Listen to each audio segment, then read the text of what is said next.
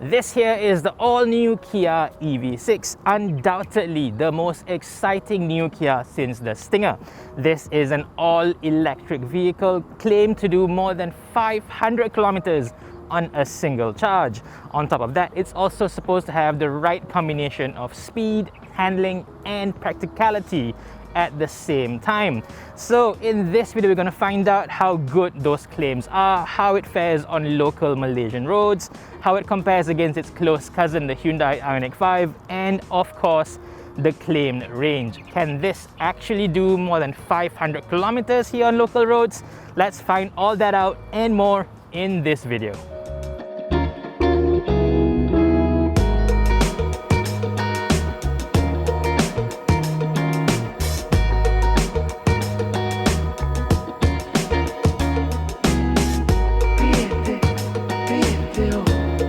First things first, a fair warning. In this video, I will be comparing this car a lot to the Hyundai Ioniq 5. That's not only because these two cars are in the same price range, but because under the skin, they are practically the same cars. They are very, very close cousins using the same platform, largely the same tech. They're just styled differently above the platform. This is a very common thing in the EV world. If you look closely, both the Porsche Taycan and the Audi e-tron GT, they're practically the same cars. They're just styled differently to fit each brand. But with the Porsche and the Audi, if you look closely, they've got the exact same shapes and profile, just with different faces. With the Kia and the Hyundai, they look nothing like each other. You can just park them side by side and you would not have guessed that they are even remotely related to each other. To me, that level of individuality is definitely a good thing. Now let's move on to pricing. The EV6 goes for just over 300,000 ringgit, and that makes it between 20 to 30,000 ringgit more than the top spec Hyundai Ioniq 5. Now before you cry foul, this is the same pricing strategy across the whole world as well. In most major markets, it is the Kia that holds a slight pricing premium over the Ioniq 5. Here, it's the same story. Now clearly, 300,000 ringgit is a lot of money to pay for a car like this, even more so for one that's coming from South Korea, and it's a Kia at that. But trust me on this, you do get a lot of value for money with this one. Well, for starters, it looks like this. Have you ever seen a car on the road that looks like that? I doubt it, I don't think so. It looks so good, so unique, so different that even if you were to put a price tag of 1 million ringgit on this car, it would justify that amount on styling alone. To me, this car looks exotic, almost more Italian than it is Korean. Driving the car around, you do turn a lot of heads. I've seen people stop in their tracks to look at this car, and even I've driven past them, they're still looking at the car front and back. It's such an eye-catcher. Now, between this and the Ioniq 5, I think both are equally head-turning, but the kind of people you attract are slightly different. I think this appeals a bit more to the younger crowd, while the Ioniq 5 is a bit more of a matured design. Between the two, which one do you prefer? Let me know in the comment section below. Having said that, I'm just not a big fan of this car's overall shape because it's just a little bit weird. If you look at the front, it's almost as if the car has a very small face that is just too clustered down the bottom. It's like the car is hunkered down, crouching down at the front, and at the back is hunched up, especially with the rear haunches. It's almost like an animal that is ready to pounce. Perhaps that is the intended effect, but for me, yeah, I'm just not sold on it. Between this and the Hyundai, I think I much prefer the more traditionally styled Ioniq 5 instead. You can imagine if you were to ask a child from the 1980s to draw a futuristic car, I think you'd get something like the Hyundai. If you were to ask the same from a 2000s kid, you'll probably get something like this. There's a big difference between the two. Now onto the details, this car rides on 20-inch alloy wheels. They are finished with a two-tone black and silver look, but if you go really up close, you'll see the black bits are actually plastic covers. overall I think they really do look very good. The tires are Continental Premium Contact 6. They are said to be specially developed for this car, for EVs. Moving on, the side mirrors have this really styled up look. Even though the actual mirrors are shared between this and the Ioniq 5, it just goes to show how much Kia is going out of their way to make this car stand out in terms of styling. The rear end is for sure the EV6's most controversial, but at the same time most head-turning angle. Just look at it. A lot of people have been drawing connections between this and the Aston Martin DBX, especially with the full-width thin LED strip. And yeah, I do see that as well. It's not even in an ironic way like how, you know, Proton X70 owners think their cars sort of look like Range Rovers when they clearly don't.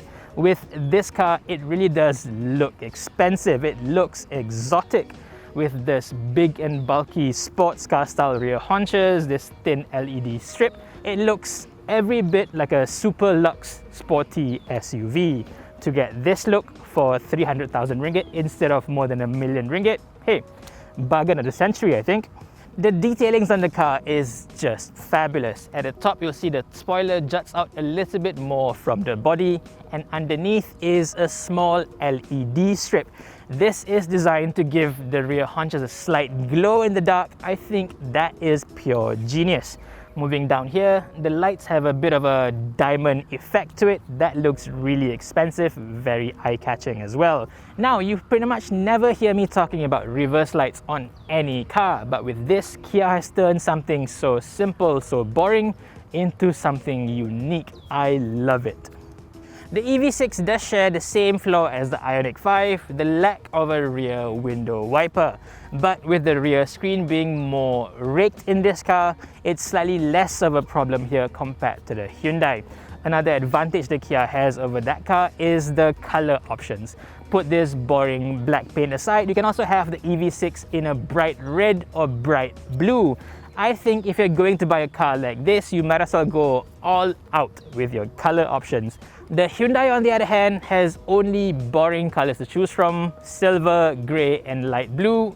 This to me looks far more exciting. Moving on inside, it is the Kia that has less options compared to the Hyundai. Here you're only locked into a single black option, which gives it a bit of a sporty feel. But the Hyundai gives you an option between a light or dark interior. The light one especially gives it a bit more of a premium feel overall. Here you're just stuck with a single option, but I guess most people in Malaysia would prefer this option anyway. Now in here, it is much clearer that these two cars are related to each other because the general layout is identical and most of the features are like for like as well. At the top here, you've got these twin widescreen displays. They look exactly the same as they do in the Hyundai. Exact same interface, same themes as well. What's unique for the Kia is that the display is slightly curved to give it more of a driver-focused feel. This center console over here is unique to the EV6. It feels slightly higher with a lot more controls, a lot more buttons compared to the simple shelf that you get in the Hyundai. Now this one, you can't move it back and forth like you can in the Ioniq 5, but it does give you much clearer buttons to work. Here you've got your start button, you've got your ventilated seat controls in much clearer view, so you can just press simple buttons instead of going through the screen like you do in the Hyundai. In the middle here, you also get a Jaguar style rotary drive controller.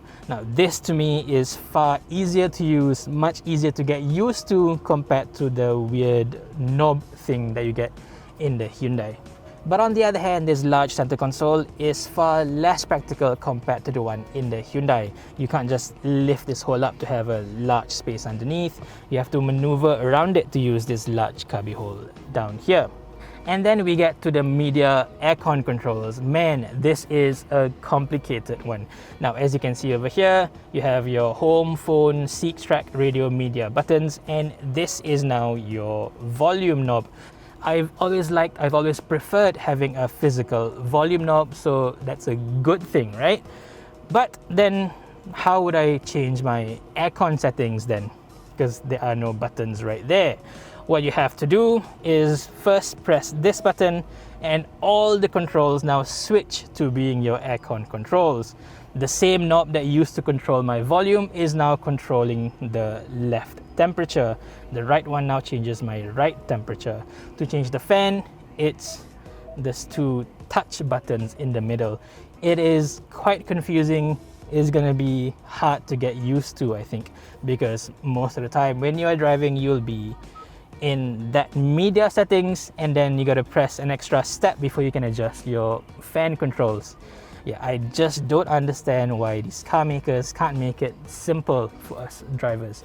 The Ioniq 5 has a combination of both touch and physical buttons, which to me is a better compromise compared to this full touch system.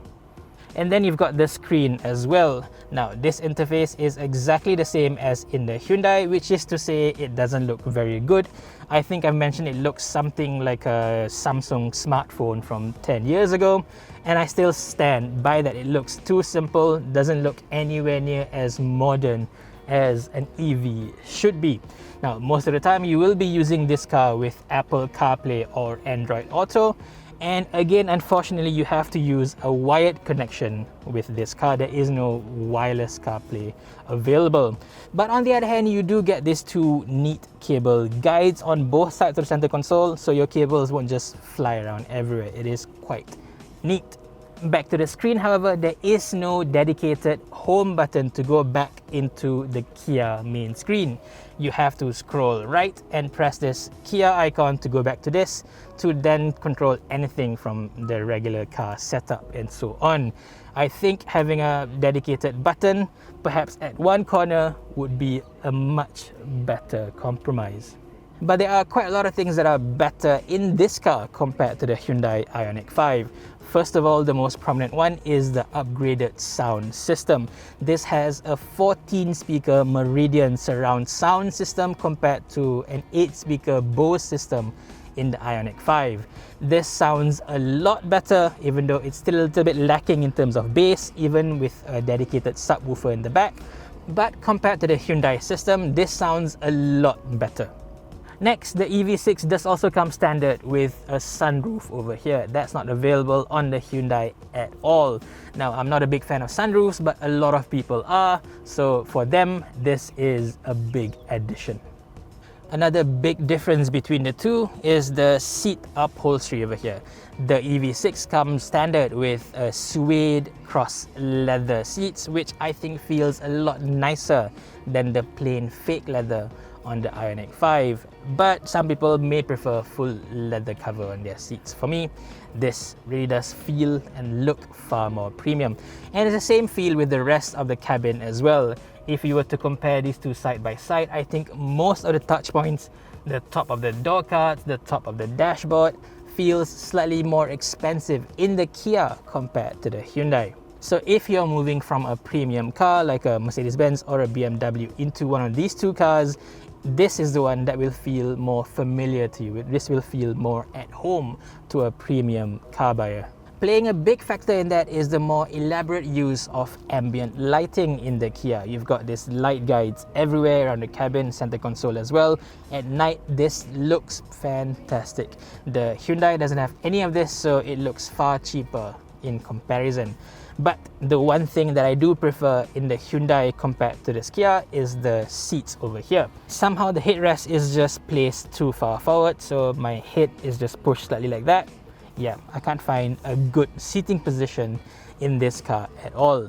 But on the other hand, the seat itself is slightly more corsetting, slightly more supportive in this one. This is supposed to be the more sporty car of the two, and you can really feel it in the seat design. If you refer to the spec sheets, the Kia has a slightly shorter wheelbase compared to the Hyundai Ioniq 5. This has a wheelbase of 2.9 meters compared to 3 meters for the Hyundai. But once you jump inside, lo and behold, it's actually the Kia that is more spacious, at least in terms of legroom. Just look at that, I've got tons of space. I think this is even more spacious than the Mercedes-Benz S-Class. But that advantage is only in terms of legroom, because for headroom it is quite limited, purely due to the low sloping roof, and I am only 167 centimeters tall. I think if you're taller, your head is going to graze the ceiling a little bit. You can of course adjust the rear recline like that, but the range of adjustment isn't quite as wide as you do get in the Hyundai. You also can't slide the base like you can in the Hyundai, so yeah, overall I think the Ioniq 5 is still the more comfortable of the two to be in the back of. And then you get to the seats themselves. As you can see, sitting up straight, my knees are up in the air and my thighs are hanging off the seat base. Now this is because the seat is slightly lower compared to what you'd find in a normal car. So yeah, your knees are always slightly higher, less comfortable over longer journeys. The Ioniq 5 has a similar feel as well, but slightly more comfortable. But moving on from the seats, the two cars are pretty much the same. You don't get any center vents down here, but you do get two side vents on the B pillars, which to me are even better than center vents. On the side, you do get a pair of USB-C chargers, which again is slightly more modern compared to the regular USB-A plugs in the Ioniq 5. Now, one last thing before we move on, the build quality in the back here is dramatically worse than what it is in front. The top of the door card is now fully hard, and the worst offender is this full seat frame. Just look at it.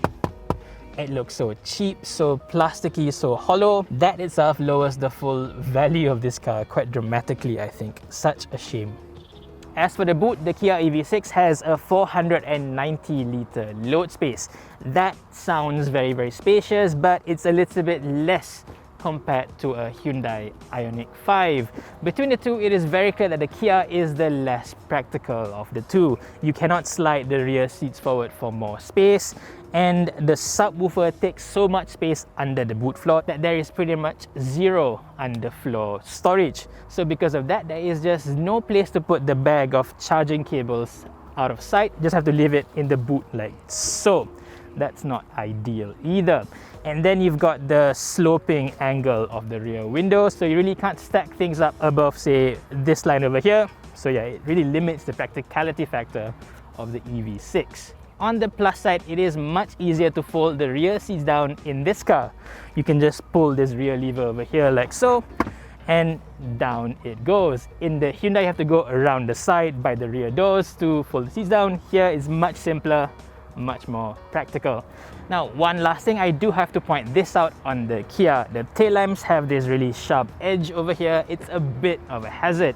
You really have to be aware of this to not poke yourself, and I think that's gonna hurt really bad. But anyway, that's enough talking about the boring boot. Let's go drive this thing, shall we?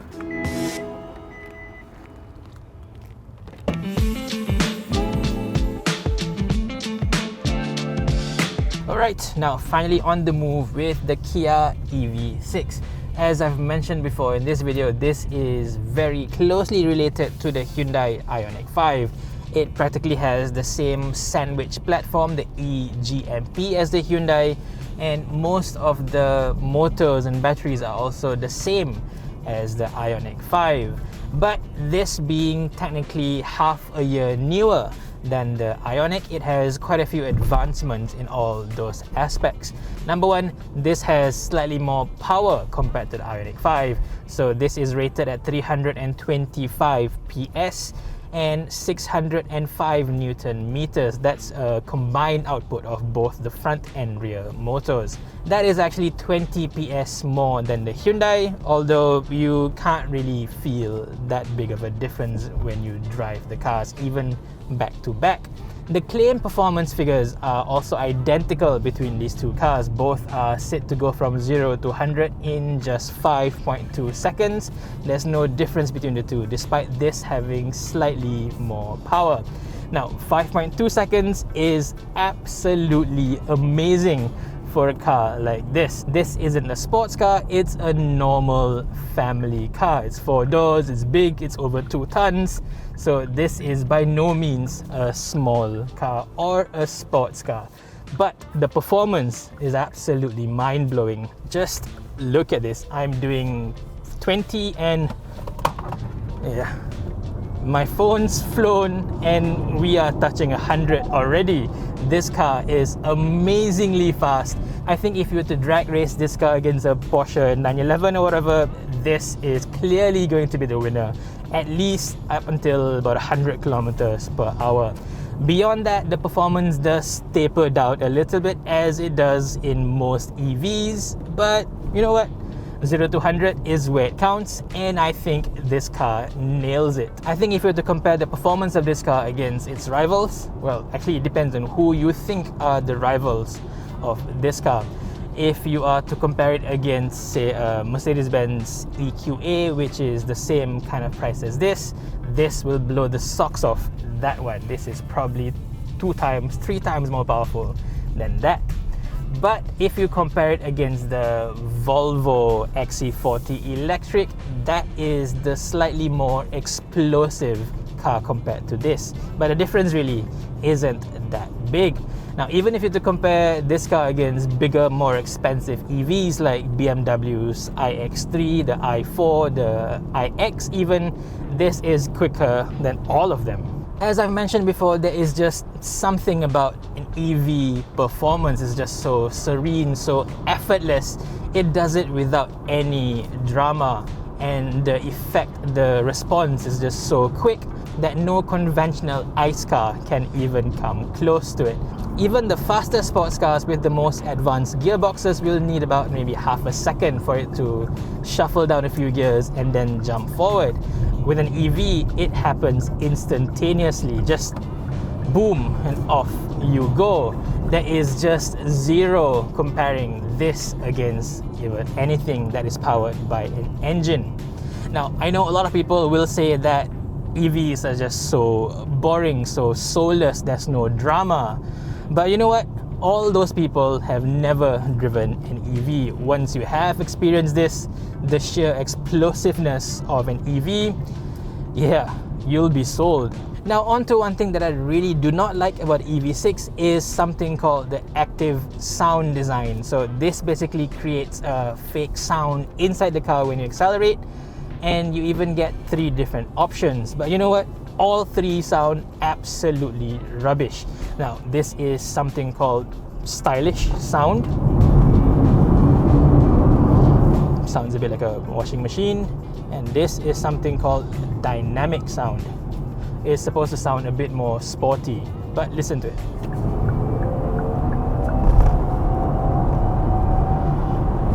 Yeah. Also sounds like a washing machine spooling up. And then the third option is called cyber. This is supposed to sound very futuristic.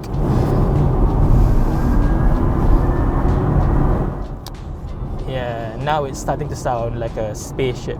Yeah, I turned this completely off. Thank you. Now let's move on to the battery and electric range of the EV6. Again, being a newer car compared to the Ioniq 5, it does come with a slightly more updated battery. It now has a capacity of 77.4 kilowatt hours compared to 72.6 kilowatts in the old Ioniq 5. So with that, the range has also gone up. The claim range for this is 506 kilometers. But in the real world, I can only get around 440, 450 at a stretch. Even then, that is higher compared to the Ioniq 5. In the Ioniq, as much as I can stretch it, it can do at most 410, 420. So this is slightly higher than that. In terms of the average consumption, I'm getting about the same figures for both cars, so both are equally efficient in that sense. Here I'm getting around 17 to 17.5 kilowatt hours per 100 kilometers, and it's the same with the Ioniq 5 as well. Charging is very similar between the two. For home charging for AC, you can charge at up to 11 kilowatts, so charging this car from 0 to full will take you around 8 hours. More realistically, from 10 to 80% will take you about 7 hours. Of course, this having a slightly bigger battery than Ioniq will mean you are going to take slightly longer to charge, but in the end you get longer range, so it all evens out.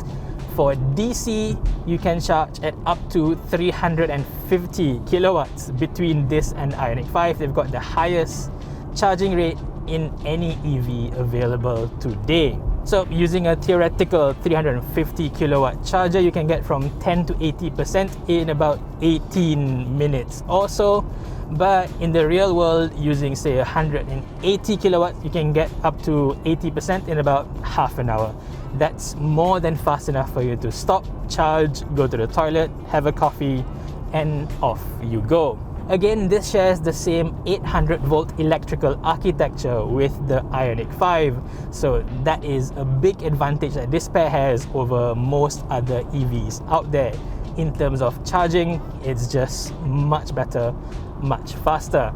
And with Malaysian charging being limited to charging by the minute, by the time, rather than the actual kilowatts used, you'll end up paying a lot less to charge these cars compared to say an electric BMW, because they can only charge at up to say 120, 150. This will go up right to the maximum charging rate of say 180 or 200 where possible. Now let's move on to an aspect where the EV6 is distinctly different to the Ioniq 5, the way it drives, its driving dynamics.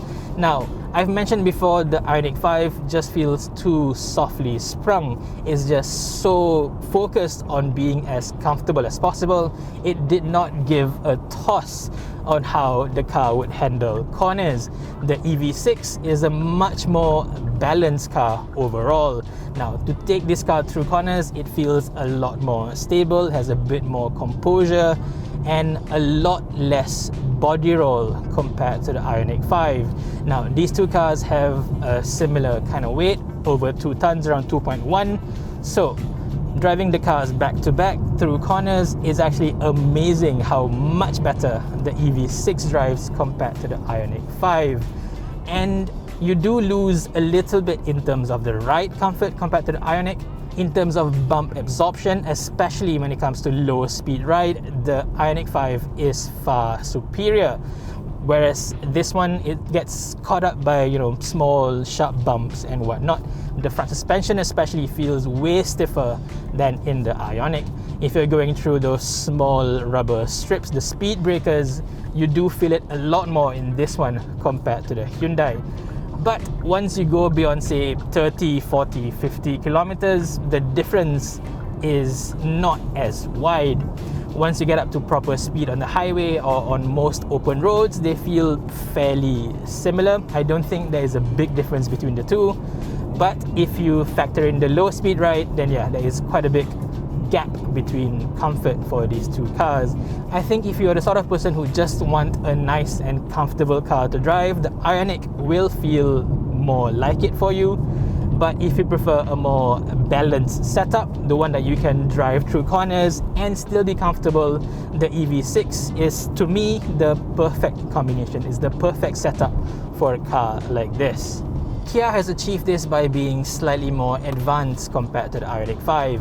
While the Hyundai runs on fully standard passive dampers, this has something called smart frequency dampers. Now, this is similar to what Mercedes uses on most of its cars. It's agility control suspension.